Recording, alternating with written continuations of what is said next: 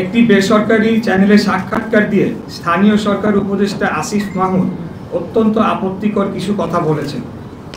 আসিফ বলেছে, বিএনপির এক নেতার ইন্ধনে ইশরাকের আন্দোলন হয়েছে। এই বক্তব্যের মধ্য দিয়ে হাজার হাজার ঢাকার ভোটারদের চরম অপমান করা হয়েছে। ঝড় বৃষ্টি তীব্র রোদ উপেক্ষা করে দিনের পর দিন শারীরিক ও মানসিক পরিশ্রম করে আন্দোলন করা ঢাকার এই জনগোষ্ঠীকে এই একটি বাক্য উচ্চারণের মধ্য দিয়ে নাগরিক থেকে পশুর মর্যাদায় নিয়ে যাওয়া হয়েছে। এটার জন্য তাকে অবশ্যই নাগরিকদের কাছে ক্ষমা চাইতে হবে। দ্বিতীয়, আসিফ আরেকটা কথা বলেছে, ইশরাককে মিসগাইড করা হয়েছে। এই বক্তব্যের মধ্য দিয়ে তিনি ঔদ্ধত্যপূর্ণ আচরণ করেছেন। তিনি অন্যদের চেয়ে নিজেকে শ্রেষ্ঠ এবং আমাকে ব্যক্তিগতভাবে চরমভাবে হেয় করেছেন। আমাদের ঢাকা নগরবাসীর স্বতঃস্ফূর্ত এই আন্দোলনকে এইভাবে অপমান করার বিরুদ্ধে তীব্র নিন্দা ও প্রতিবাদ জানাচ্ছি। ঢাকার অধিবাসীদের প্রতি চরম অবমাননাকর এই বক্তব্যের জন্য তাকে ক্ষমা চাওয়ার দাবি জানাচ্ছি। আসিফ আরও বলেন, আমাকে তার নির্বাচনী এলাকা কুমিল্লার একটি উপজেলার জনৈক বিএনপি নেতা, আমি নাম উল্লেখ করছি না, প্ররোচনা দিয়েছেন। এই আন্দোলনে অর্থ ও লজিস্টিক্স দিয়েছেন এবং তার কাছে নাকি প্রমাণ রয়েছে। এই প্রমাণ তিনি জাতির সামনে তুলে ধরবেন, অন্যথায় তাকে প্রকাশ্যে ক্ষমা চাইতে হবে। এখানেই তিনি থেমে থাকেন নাই। তিনি বলেছেন, বিএনপির একটি অংশের সরকারের সাথে বোঝাপড়ার দূরত্ব তৈরি হওয়ার কারণে আমাকে ব্যবহার করা হয়েছে। তিনি বিএনপির মতো ঐতিহ্যবাহী পুরনো বৃহৎ রাজনৈতিক দলকে হেয় করেছেন এবং একটি অসত্য অভিযোগ তুলেছেন। তিনি নিজেকে বিশাল কোনো মহামানব হিসেবে উপস্থাপন করেছেন। উনি হয়তো ভুলে গেছেন ওনার জন্মের আগে বিএনপির জন্ম হয়েছে।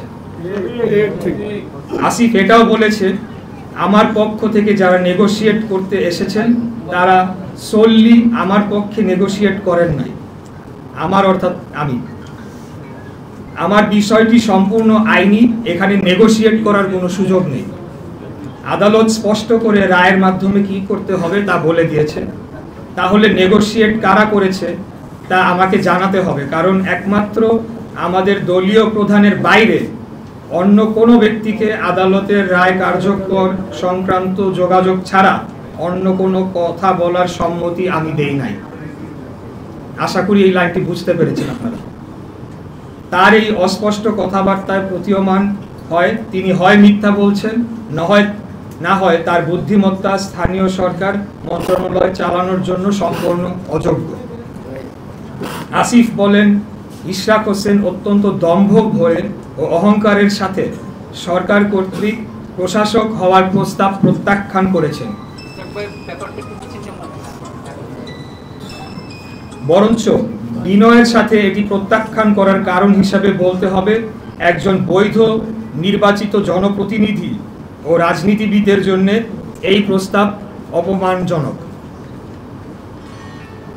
7, আসিফ মাহমুদ বলেছেন, সরকার কোনো নির্বাচনকে বৈধতা দিবে না। এটা কোন প্রক্রিয়ায় বাস্তবায়ন করা হবে এবং কবে, এটি প্রশ্ন রয়েছে। এখন পর্যন্ত তারা কোন কোন নির্বাচন অবৈধ ঘোষণা করতে পেরেছে? একটিও না। এর অর্থ এই দাঁড়ায়, বাংলাদেশের সুপ্রিম কোর্টের আপিল বিভাগ কর্তৃক বৈধতা বহাল রাখা গ্যাজেটকে পুরো অন্তর্বর্তীকালীন সরকার বৈধতা দিচ্ছে না বা মানছে না। সেটা সরকার কর্তৃক, অর্থাৎ পুরো অন্তর্বর্তীকালীন সরকার কর্তৃক উচ্চ আদালত অবমাননার শামিল নয় কি?